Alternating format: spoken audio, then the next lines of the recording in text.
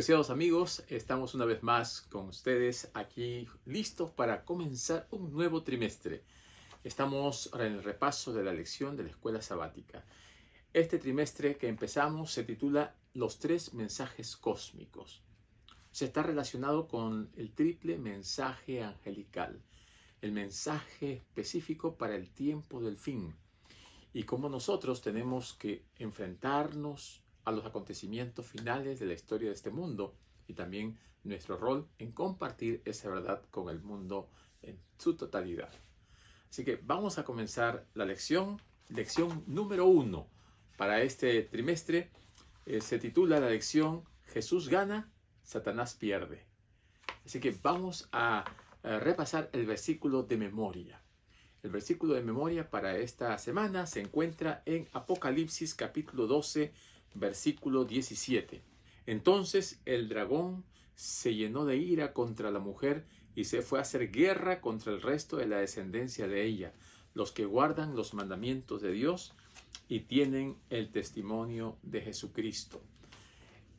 El mensaje de los tres ángeles es un mensaje específico, especial para el tiempo del fin. Es un mensaje en el cual se abren ventanas y se abre conocimiento para el tiempo antes de la venida de nuestro Señor Jesucristo. Así que cuando nosotros estudiamos las profecías, nos llevan hasta el año 1844, justamente una fecha tan importante, porque aquí aparecen muchas de las cosas que el enemigo quiere también poner en contraposición con la revelación de Dios. 1844 es el tiempo cuando termina la gran profecía de los 2300 días y también se da inicio al tiempo del fin. Específicamente la profecía decía que ese tiempo, en ese año, iba a pasar Cristo del lugar santo al lugar santísimo. En ese año iba a comenzar el juicio investigador. Ese año iba a comenzar el tiempo del fin, la predicación a todo el mundo. Y también en este año el enemigo iba a crear muchos engaños para llevar a la gente por caminos equivocados. Por ejemplo, tenemos aquí el caso de Friedrich Nietzsche, un hijo de estudiosos de la Biblia, ¿no? Una familia luterana en donde apareció en el año 1844 Friedrich Nietzsche, quien llegó a ser uno de los ateos más influyentes. Justamente en el año 1844 él nació. También en el año 1844 Karl Marx fundó el comunismo, con toda su filosofía que llevaría a muchos a ir a un extremo tan peligroso que pondría a la sociedad en una balanza inestable. También en el año 1844 se publicó, ¿no?, o se escribió el ensayo de El origen de las especies de Charles Darwin, dando por inicio a ese pensamiento de que el hombre proviene de seres inferiores, la evolución. Así que podemos enumerar muchas otras cosas más también. En este año comienza el espiritismo moderno con las hermanas Fox, ¿verdad? En este año comienzan muchas de las religiones que nosotros conocemos en el protestantismo. Y en este año también la iglesia adventista comienza a aparecer predicando el mensaje de los tres ángeles. Y es por eso que esta lección, que este trimestre es tan importante, porque nos lleva a los mismos inicios del movimiento adventista, cuando el mensaje tiene que predicarse a todo el mundo y donde también Satanás va a comenzar a poner la oposición para que este mensaje no se proclame, no se lleve a los rincones del mundo. Y entonces aparecen en el año 1844 también otras religiones, ¿no? Los mormones, los testigos de Jehová y muchas otras iglesias que tratan de opacar el mensaje de salvación de la iglesia remanente.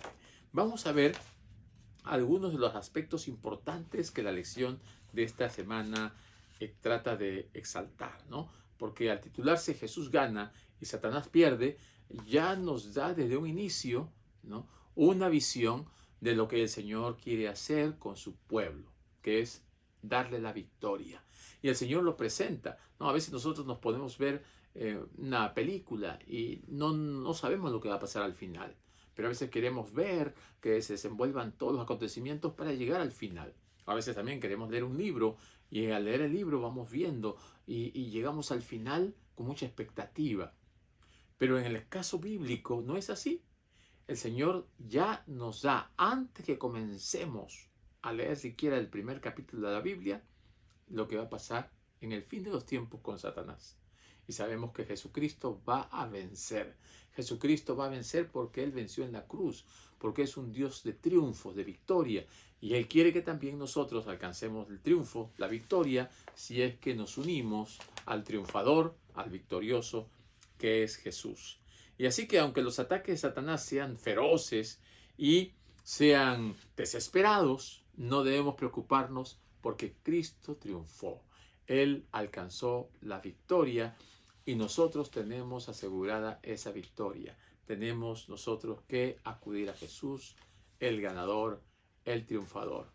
No nos enlistemos en las filas del perdedor. Acudamos a Jesús. La lección nos lleva a el inicio, donde se originó el pecado. Y nos dice que fue en el cielo mismo. Dios creó todo perfecto, los ángeles fueron creados para alabar y honrar su santo nombre, y en esa perfección, de una manera misteriosa, comenzó a germinar en el corazón de Lucifer, uno de los ángeles más excelsos que habían sido creados, esa semilla del pecado. Dice la palabra de Dios que él comenzó a sentir en su corazón el deseo de ser más que Dios, por estar por encima de Dios. Y comenzó a contagiar este mismo espíritu en otros ángeles. Comenzó a decir que la ley de Dios era una ley injusta, que a través de esa ley nosotros estábamos siendo obligados a actuar y no lo hacíamos de una manera voluntaria, por amor, sino por esa presión a obedecer esa ley. Y entonces Satanás comenzó a enseñar que podían vivir sin la ley de Dios. Este pensamiento de Satanás es algo que generó la semilla de la rebelión, del descontento, y por último fueron echados del cielo.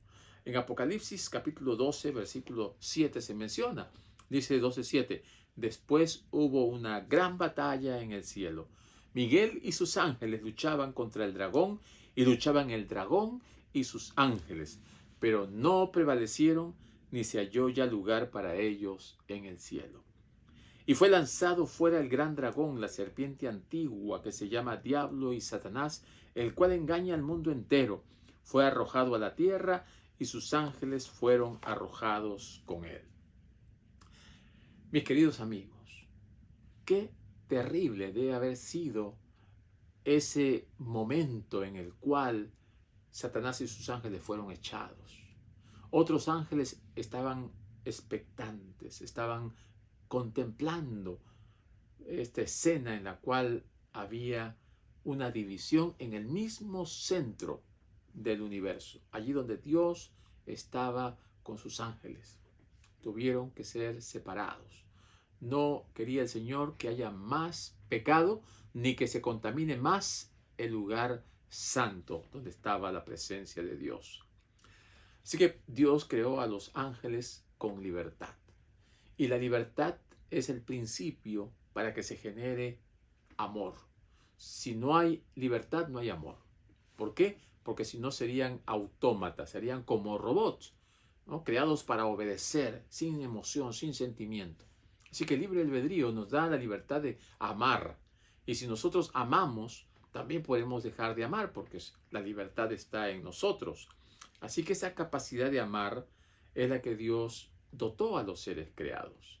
Pero cuando hubo la rebelión, cuando esa semilla de descontento comenzó a germinar, y después de que Jesús intentó una y otra vez de quitarle, ¿no?, esas ideas revolucionarias, podríamos decir, a Lucifer, entonces siguió creciendo, siguió permitiendo que ese engaño que se había anidado en su corazón creciera de tal manera que ya no hubo vuelta para atrás.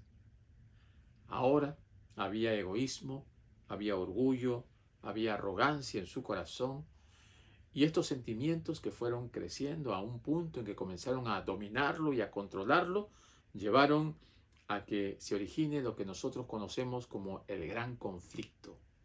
El gran conflicto entre el bien y el mal, la gran lucha entre Cristo y Satanás, la gran lucha en la cual nosotros estamos ahora en medio. Y ese gran conflicto va a terminar un día, va a terminar con el triunfo de Jesucristo. Pero mientras tanto, el Señor está permitiendo que se cumplan los plazos proféticos. Algunos preguntan, ¿y por qué no destruyó Dios a Satanás y a sus ángeles de un plumazo allí cuando recién se rebelaron? El Señor no lo hizo por amor a los demás ángeles, porque habían muchos que estaban viendo a Satanás, ¿no? A Lucifer y a los demás ángeles que se estaban rebelando, y lo que ellos decían: nos sentimos mejor, nos sentimos libres, nos sentimos bien. Y entonces los demás ángeles estaban en una duda: ¿será cierto lo que ellos dicen? Entonces Dios les permitió a Satanás y a sus ángeles, al ser echados, permitir que sus consecuencias, ¿no?, de los actos de la rebelión se notaran, para que más adelante los ángeles vieran quién tenía la razón, si Dios o Lucifer, si Jesucristo el Salvador o Lucifer el rebelde. Y han pasado los años, han pasado los siglos, y nosotros también podemos darnos cuenta claramente quién es el que tenía la razón. Dios, un Dios de amor, va a tener que eliminar a Satanás, a sus ángeles rebeldes y a todos aquellos seres humanos que se hayan rebelado contra Dios, que hayan seguido la fila de Satanás, para que pueda haber un mundo perfecto, un mundo restaurado. Así que esa batalla en el cielo, ese gran conflicto, se describe aquí en el capítulo 12 del Apocalipsis de una manera clara, y aquí nos muestra también que el triunfo final es el triunfo de Cristo, es el triunfo de nuestro Señor, teniendo la corona de victoria, y la cual la dará a todos aquellos que se perfilen detrás de Él, en la fila de la victoria. Ahora, ¿qué es lo que está haciendo Satanás mientras tanto? Porque él no está tranquilo. Él quiere aguarle la fiesta al Señor. El Señor está preparando una gran fiesta para los redimidos, pero Satanás está tratando de aguarle la fiesta, está tratando de dejarlos sin invitados, está tratando de contaminar la mente de los seres humanos para que no sigan a Jesús. Y mientras más pasan los años, esos engaños son más sutiles. Y muchas personas que han conocido a Dios ahora están lejos de Dios. ¿Por qué? Porque han sido engañados. Han sido llevados a cometer pecados de los cuales ellos no quieren, ni a veces pueden separarse, no pueden dejarlos. Recordemos que el ataque de Satanás siempre ha sido y será contra Jesús, porque sabe que Jesús es el que da la salvación y Jesús es el que puede restaurar todas las cosas. Y así que cuando Jesús vino a este mundo, trató de eliminarlo. Satanás trató de matarlo, y como no pudo, mató a todos los niños, ¿no? Por influencia de ese Herodes que quiso eliminar al rey, al Mesías. Mató a una cantidad de niños allí en la zona donde Jesús había nacido, ¿no?, en Belén. Luego también encontramos que quiso destruir a través de engaños y de tentaciones allí en el desierto a Jesús. Pero Jesús triunfó con un escrito está. Jesús venció con la palabra de Dios. Jesús se mantuvo fiel, leal a lo que Él había venido a realizar. Él vino a buscar y a salvar a los que se habían perdido. Él vino a buscarte a ti y a mí. Y con ese pensamiento en su mente no se dejó seducir, ni engañar, ni tampoco ceder a los engaños satánicos, ¿no? En esa oportunidad, cuando Jesús estaba en el desierto y vio que venía un ángel, Él no se dejó llevar por lo que el ángel le dijo así de una manera tan abierta, ¿verdad? Él comenzó a analizar palabra por palabra. Y él se dio cuenta que este ángel no venía de Dios. Era un ángel que aparentaba ser un ángel de Dios, pero le había dicho: estás con hambre, si eres hijo de Dios, haz que estas piedras se conviertan en pan. El padre había dicho hace 40 días atrás: este es mi hijo, ¿no? Entonces Jesús reconoció, como nosotros también tenemos que reconocer cuando alguien viene, aunque sea disfrazado, aunque sea amigo, aunque sea familiar, en nombre del enemigo. Y Jesús lo descubrió y le dijo con la Biblia: escrito está, no solamente de pan vivirá el hombre, sino de toda palabra que sale de la boca de Dios. Así que Satanás es un engañador. Satanás es el padre de la mentira. Ya desde los primeros versículos en la Biblia, a Eva se le apareció como la serpiente. En Apocalipsis dice que la serpiente antigua, el diablo, el Satanás. Y esa mujer que está representada en las profecías bíblicas es nada más y nada menos que la iglesia del Señor. Y hay muchos textos bíblicos en donde se presenta como que Cristo está esperando el momento para venir a buscar a la novia, ¿no? La iglesia. Y en esa iglesia es donde aparecería el Mesías, ¿no? El pueblo de Dios en el Antiguo Testamento, la iglesia que el Señor Jesucristo estableció en el Nuevo Testamento y que ha de mantener esa pureza, ¿no?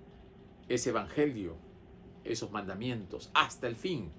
También nos dice aquí en las profecías que ese hijo varón era nada más y nada menos que Jesús, ¿no? Quien nació en este mundo y desde el principio quiso destruirlo, quiso matarlo, quiso eliminarlo para que así no haya salvación y para que Satanás, que su intención es gobernar el universo, lo pudiera hacer. Y esa vara de hierro, que nos dice aquí que él gobernará con vara de hierro, nos dice allí en el libro de Apocalipsis, en el versículo 9, también dice aquí que fue lanzado fuera el gran dragón, la serpiente antigua que se llama Diablo y Satanás, ¿verdad?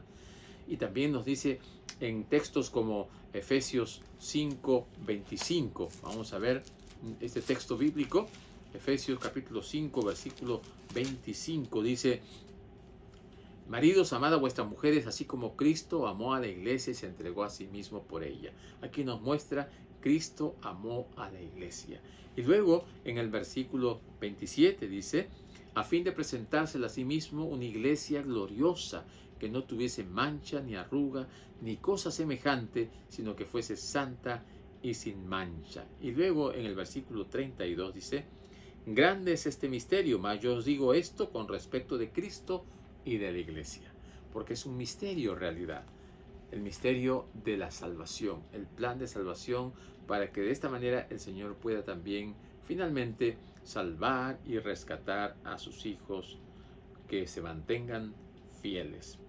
Dice aquí en el Apocalipsis capítulo 6, la mujer huyó al desierto donde tiene lugar preparado por Dios para que allí sea sustentada por 1260 días. Aquí encontramos algo muy interesante, ¿verdad? La profecía de los 1260 días o años, que lo vamos a ver en un momentito. Pero recordemos, Satanás trata de destruir a Jesús. Satanás trata de destruir a la iglesia, aquellos que guardan los mandamientos de Dios y tienen la fe de Jesús. Así que, ¿qué es lo que tenemos que hacer nosotros frente a esta gran batalla que se ha generado entre el bien y el mal, entre Cristo y Satanás, entre la vida y la muerte, entre la salvación y la perdición? Aceptar a Jesucristo, aceptar la victoria de Jesús. Una cosa es creer que Jesús obtuvo la victoria sobre las tentaciones de Satanás, y otra cosa muy distinta es creer que la victoria de Cristo también es nuestra victoria. La victoria de Jesús es una, pero la victoria nuestra va a ser otra con la ayuda de Dios. Porque la victoria de Cristo ya está realizada, ya está hecha. Nuestra victoria es algo que nosotros tenemos que dejar que el Señor la haga en nuestra vida. Tenemos que aferrarnos a Él y a sus promesas. Aquí en el Apocalipsis 12:10 dice: y oí una gran voz en el cielo que decía: ahora ha venido la salvación, el poder y el reino de nuestro Señor Jesucristo y la autoridad de su Cristo, porque ha sido lanzado fuera el acusador de nuestros hermanos, el que los acusaba delante de nuestro Dios día y noche. Como vemos aquí, el acusador, el que está siempre señalando. Y cuidado que nosotros caigamos en ese mismo error, porque Satanás es el padre de mentira, es el acusador, y si ese es el padre, hay muchos en este mundo que son hijos de Satanás que siguen sus caminos, que también están acusando, que también están mintiendo o que también están rebelándose contra Dios. Y Dios no tolera el pecado. Dios ama al pecador, pero Dios no tolera el pecado.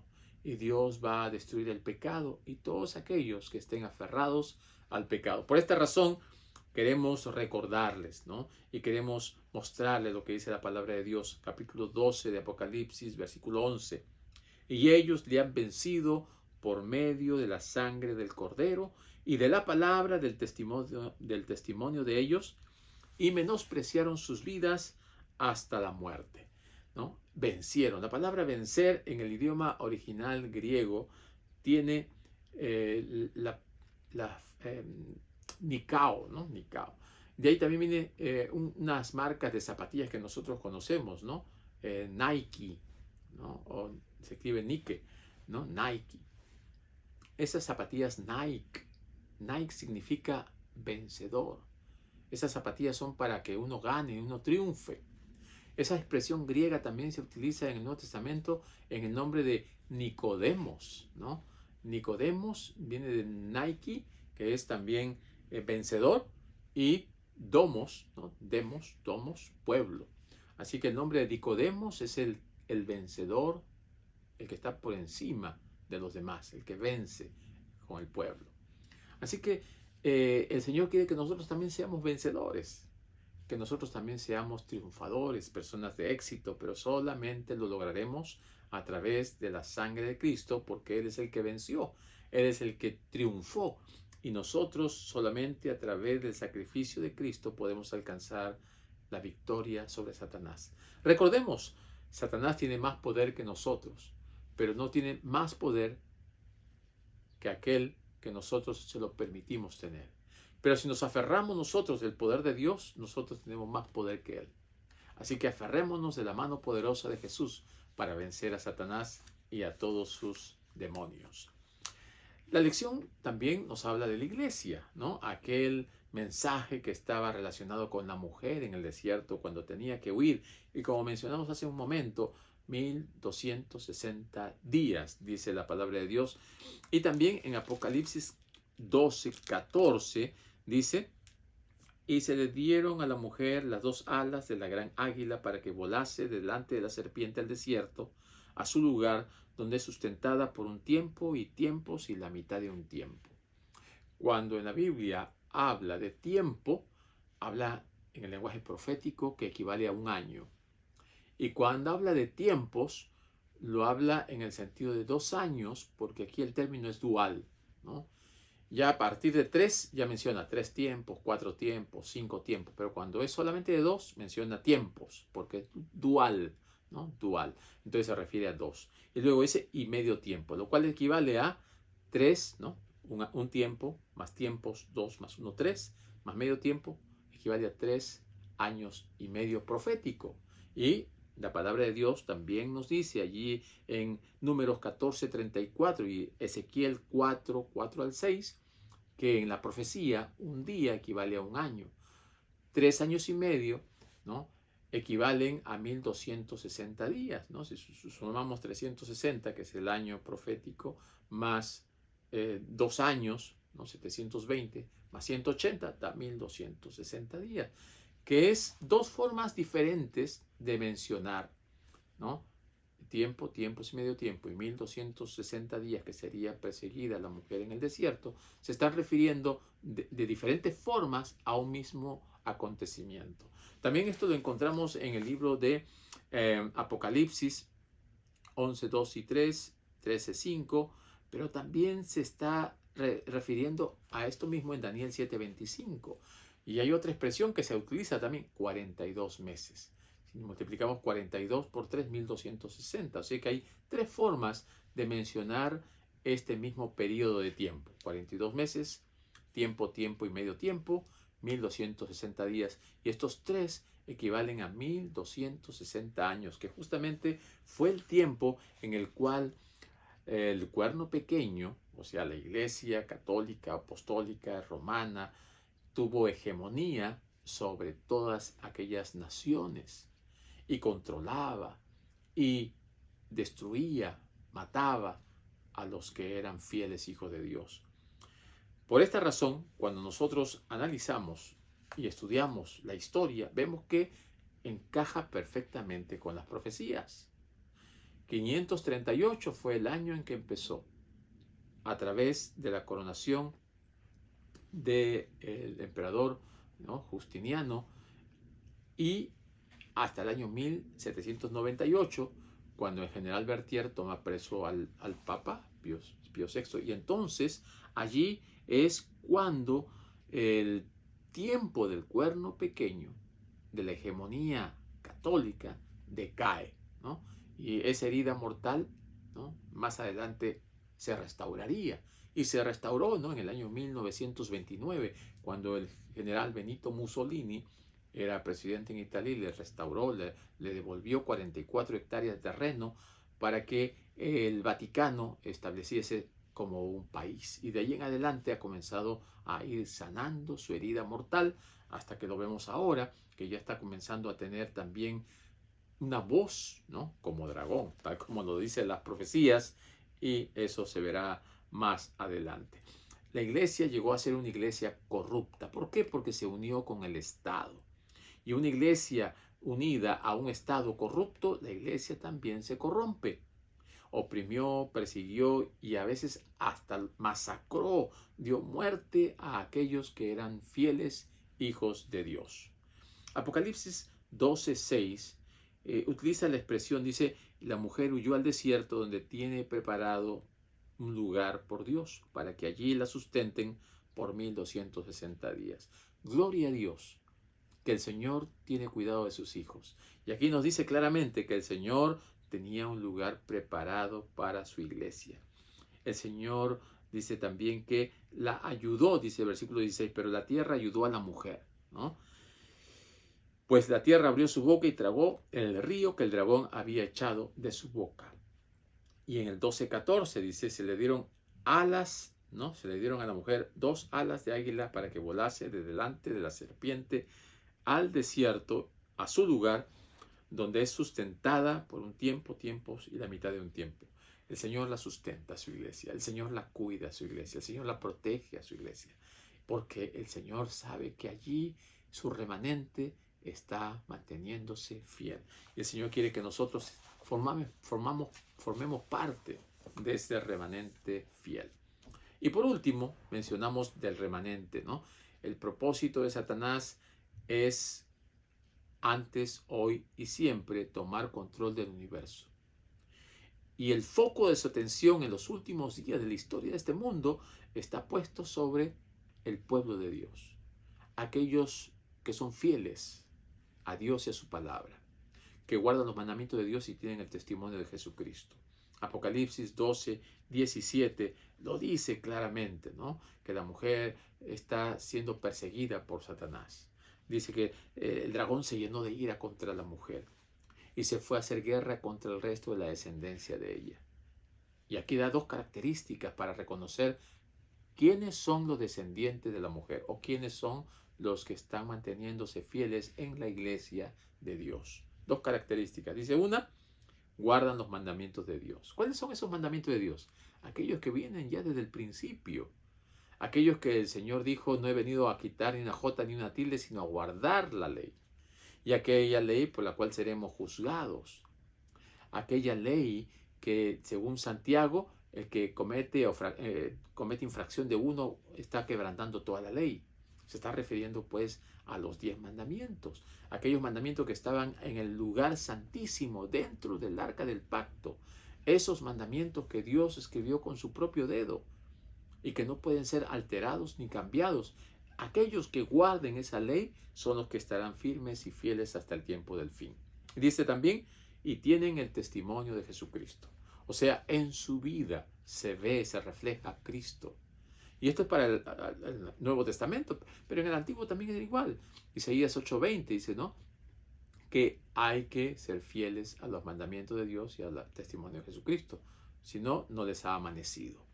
Isaías 8:20. Así que tenemos nosotros que reconocer que el Señor ha dejado indicaciones precisas. No podemos nosotros poner algo nuevo, añadir o quitar, cuando ya el Señor ha establecido claramente qué es lo que el Señor quiere de sus hijos. Satanás es el que va a alterar, engañar, va a torcer las Escrituras. Y si Satanás puede destruir a Cristo, también intentará destruir a aquellos por los cuales Él murió.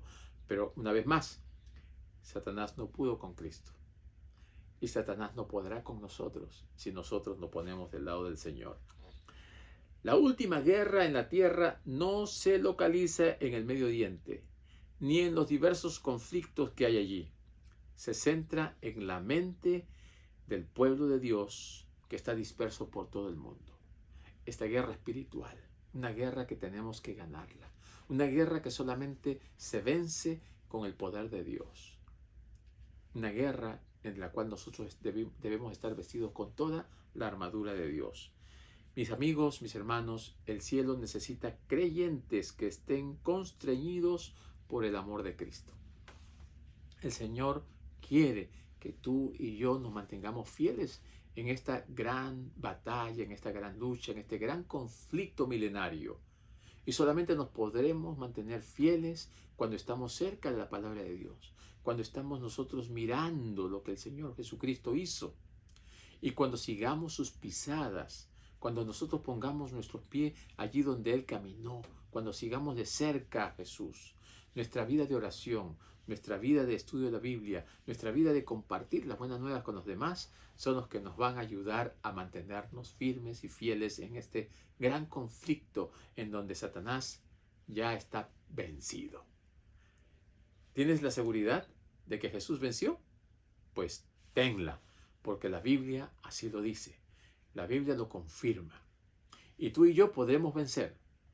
El Señor también así lo ha prometido. Todo el que a mí viene, no le echo fuera. Y si estamos con Cristo, no hay nada que pueda venir contra nosotros. Y si Dios es con nosotros, ¿quién contra nosotros? Amigo, estamos en una gran lucha. La victoria está asegurada. Aferrémonos de las manos poderosas de nuestro Dios. Aceptemos a Jesús como nuestro Salvador personal y preparémonos para anunciar el triple mensaje angélico a este mundo agonizante que pronto acabará. Cristo viene pronto. El Señor te bendiga.